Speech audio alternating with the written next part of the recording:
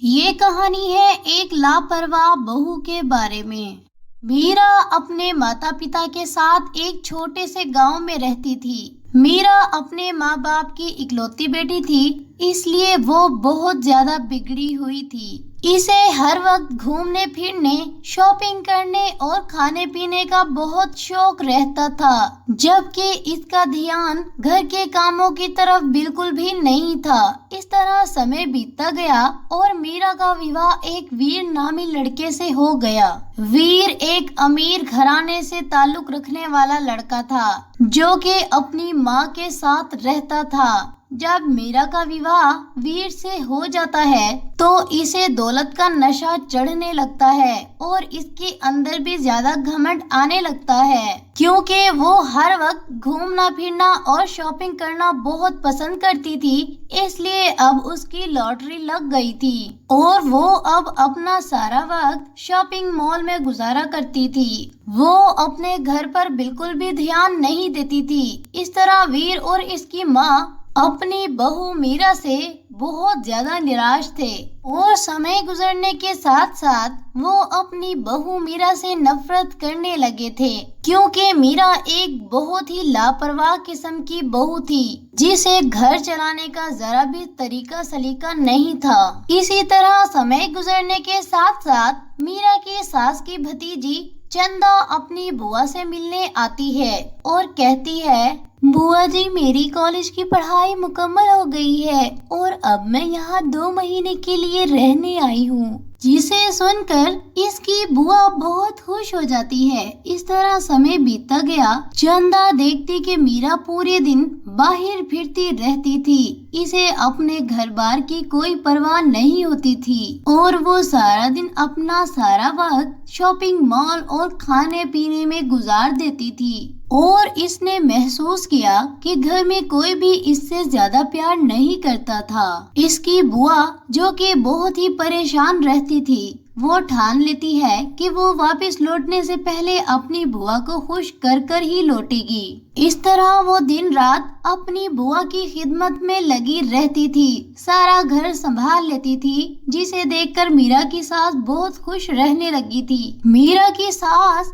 चंदा को देखकर मन ही मन में सोचने लगती, काश मैं अपने बेटे का विवाह चंदा से ही करा देती, क्योंकि चंदा एक संस्कारी लड़की है, जबकि मेरी बहू मीरा एक बहुत ही लापरवाह किस्म की बहू है। इस तरह मीरा की सास अचानक से बीमार पड़ जाती है और वो अपने बेटे को अपने पास बुलाती है और कहती है, बेटा, मैं चाहती हूँ कि मैं तुम्हारा दूसरा विवाह कर दूँ, क्योंकि मीरा एक बहुत ही लापरवाह किस्म की लड़की है और मैं जानती हूँ कि मीरा मेरे गुजर जाने के बाद तुम्हारा जरा भी ख्याल नहीं रख सकेगी। अरे माँ, आप ये क्या कह रही है? मैं दूसरा विवाह कैसे कर सकता हूँ? अरे बेटा, इसमें कोई बड़ी बात नहीं है। चंदा एक बहुत ही संस्कारी लड़की है। चंदा अपने घर की जिम्मेदारियों को बहुत अच्छे से निभाना जानती है और मैं चाहती हूँ कि तुम चंदा से विवाह कर लो। पहले तो वीर बहुत ज्यादा हैरान हो जाता है और वो बहुत ज्यादा गहरी सोच में पड़ जाता है, लेकिन बहुत ज्यादा सोचने समझने के बाद और अपनी बीवी मीरा की हरकतों को मद्देनजर रखते हुए वो दूसरे विवाह के लिए राजी हो जाता है। जब इस बात की खबर मीरा को मिलती है तो इसके पैरों तले से जमीन निकल जाती है और वो अपनी सास और पति से माफी मांगने लगती है। भगवान के लिए मुझे माफ कर दो, मेरा घर खराब होने से बचा लो। मुझे पता है कि मैं बहुत ही लापरवाह हूँ और अपने घर को नहीं संभाल पा रही और ये सब मेरी माँ की वजह से है, क्योंकि उसने मुझे कभी भी घर के संस्कार नहीं सिखाए। उसने मुझे कभी भी अपने घर की जिम्मेदारियों के बारे में नहीं बताया।